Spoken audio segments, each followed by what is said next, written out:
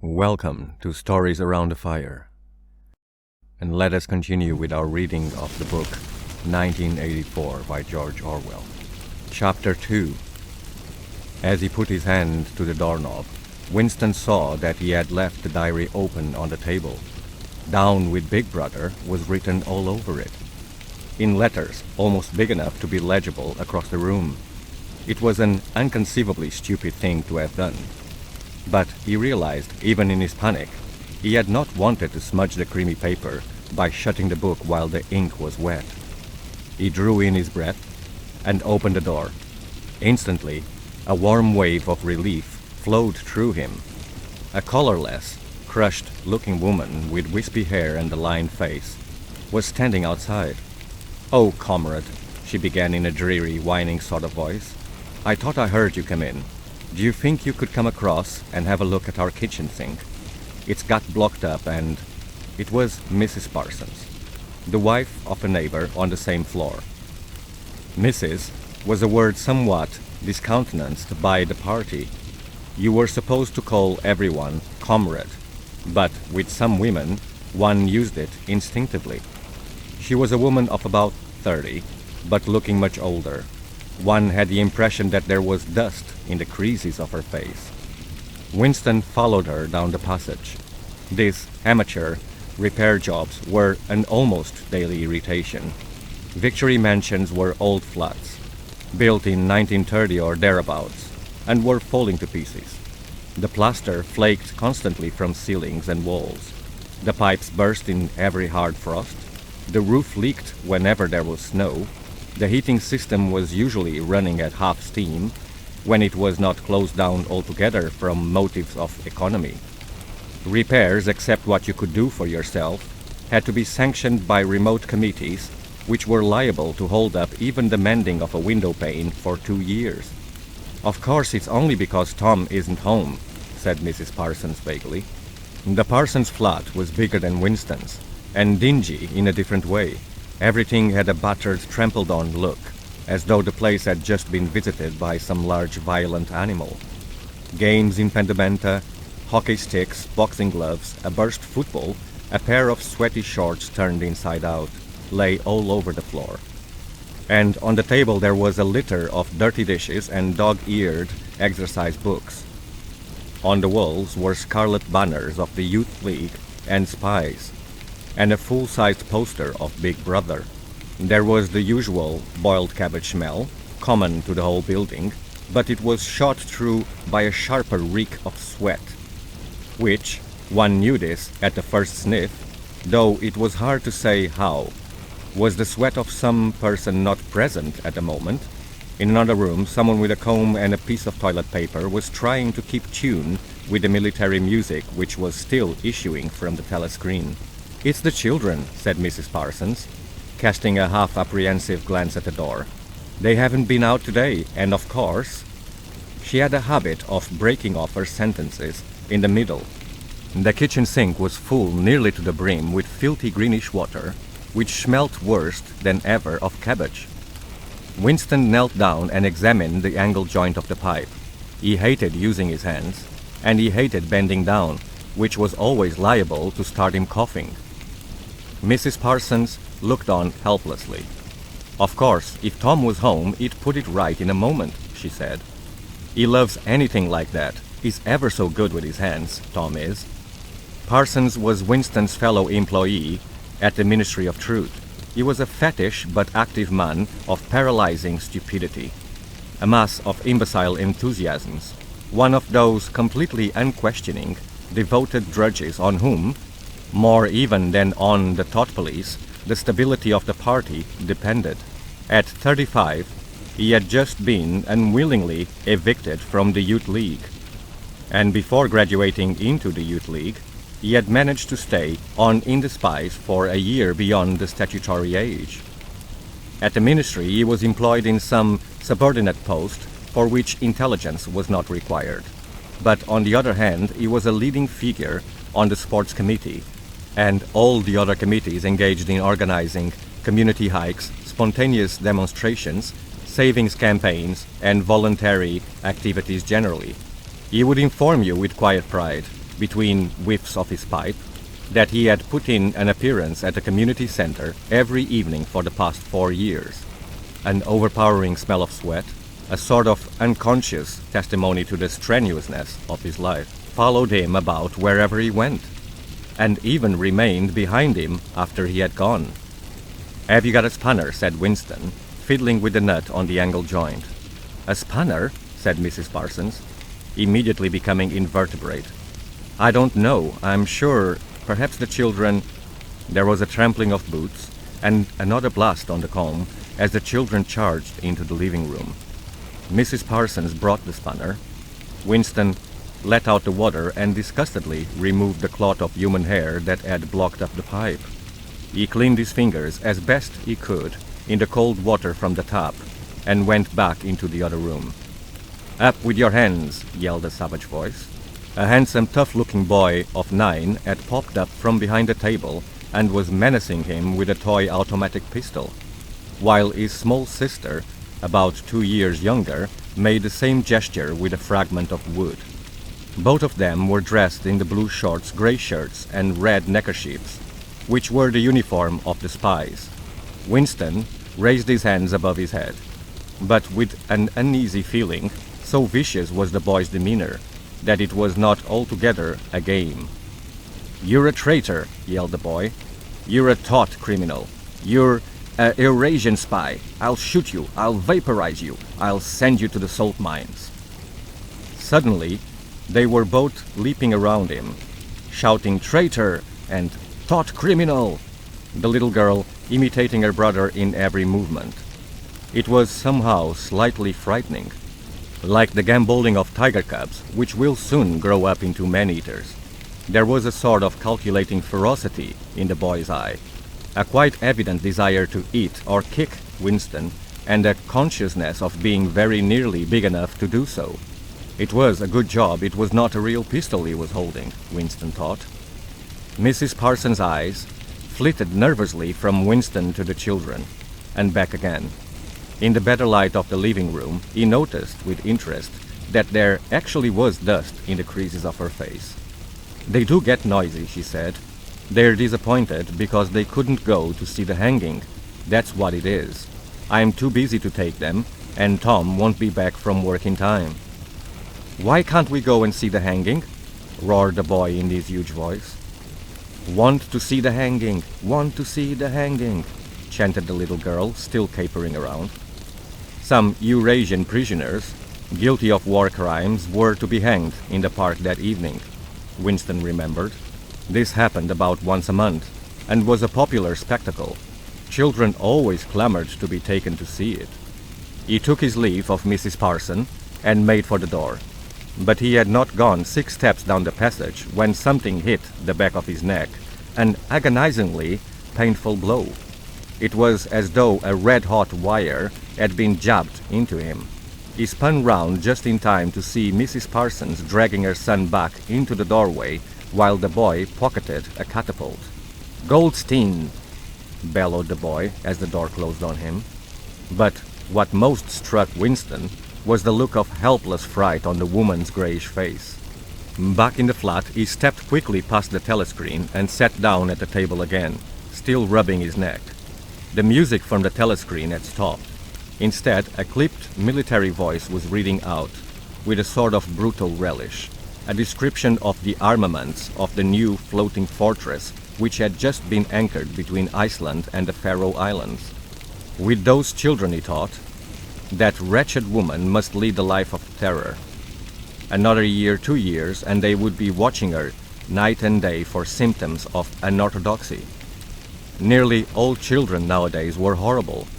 What was worst of all was that by means of such organizations as the spies, they were systematically turned into ungovernable little savages. And yet this produced in them no tendency whatever to rebel against the discipline of the party. On the contrary, they adored the party and everything connected with it. The songs, the processions, the banners, the hiking, the drilling with dummy rifles, the yelling of slogans, the worship of Big Brother. It was all a sort of glorious game to them. All their ferocity was turned outwards. against the enemies of the state, against foreigners, traitors, saboteurs, thought criminals.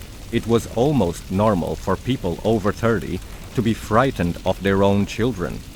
And with good reason, for hardly a week passed in which the Times did not carry a paragraph describing how some eavesdropping little sneak, child hero was the phrase generally used, had overheard some compromising remark and denounced its parents to the thought police.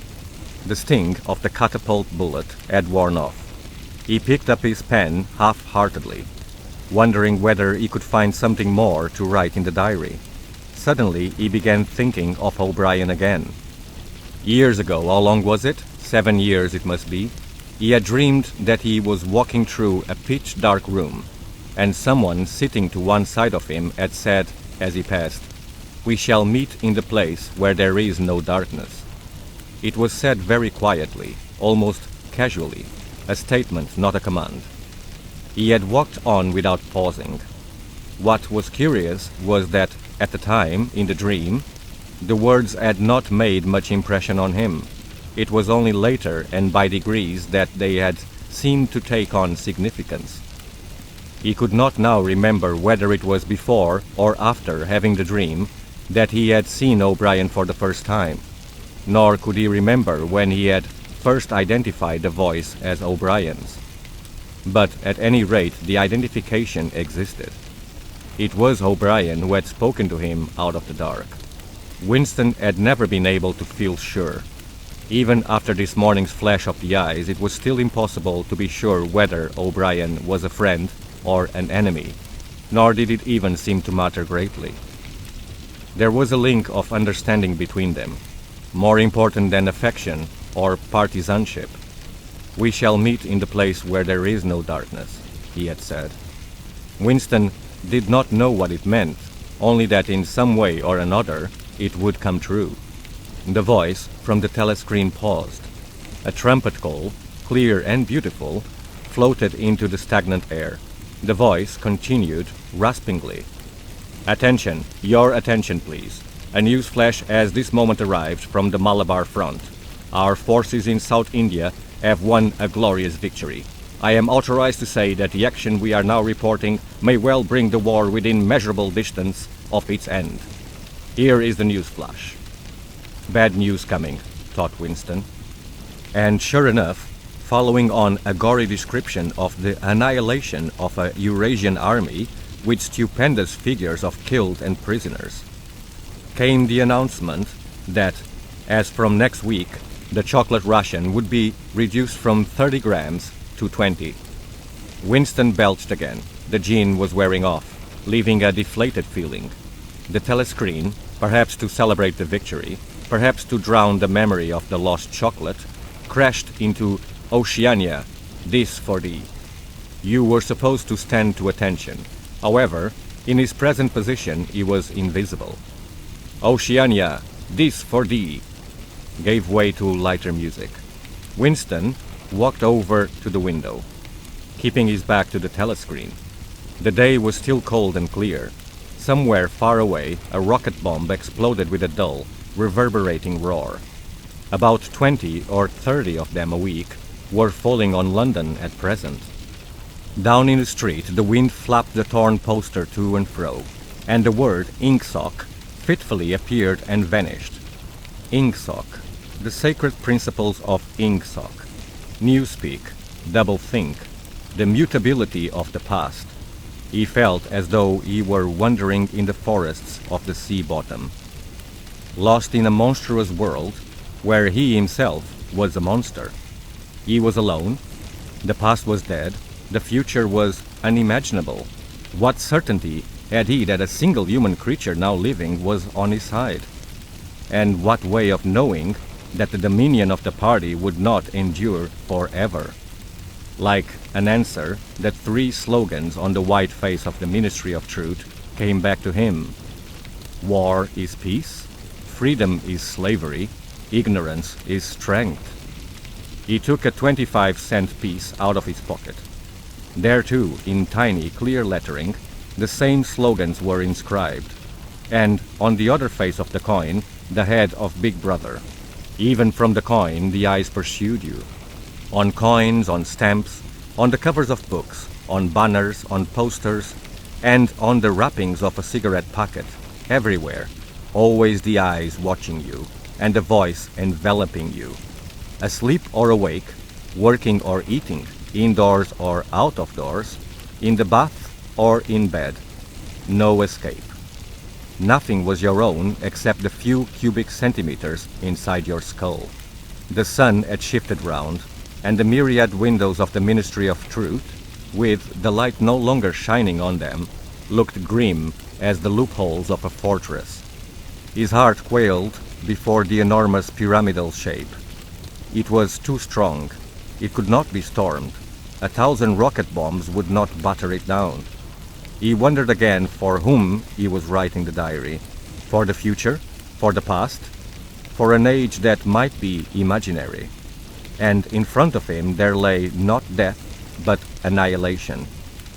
The diary would be reduced to ashes, and himself to vapor. Only the thought police would read what he had written, before they wiped it out of existence and out of memory. How could you make appeal to the future when not a trace of you, not even an anonymous word scribbled on a piece of paper, could physically survive? The telescreen struck 14. He must leave in 10 minutes. He had to be back at work by 14:30. Curiously, the chiming of the hour seemed to have put new heart into him. He was a lonely ghost, uttering a truth that nobody would ever hear. But so long as he uttered it, in some obscure way, the continuity was not broken. It was not by making yourself heard, but by staying sane, that you carried on the human heritage. He went back to the table, dipped his pen, and wrote. To the future or to the past, to a time when thought is free, when men are different from one another and do not live alone, to a time when truth exists and what is done cannot be undone.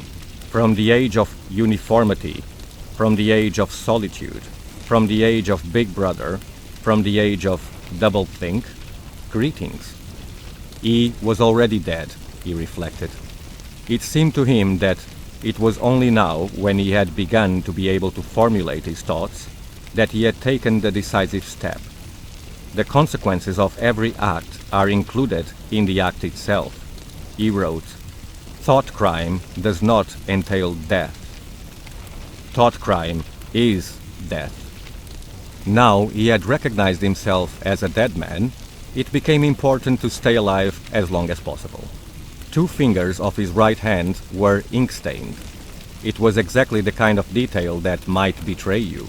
Some nosing zealot in the ministry, a woman probably, someone like the little sandy-haired woman or the dark-haired girl from the fiction department, might start wondering why he had been writing during the lunch interval, why he had used an old-fashioned pen, what he had been writing, and then drop a hint in the appropriate quarter.